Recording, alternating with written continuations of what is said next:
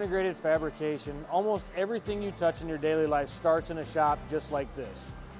Whether it's the engines in your vehicles, they all need to be machined. It can be your cell phones, need to be injection molded. A machinist has to make that mold to make those parts. A person that came before me, he was gone for 2 or 3 weeks because he was in quarantine for the Rona of all things.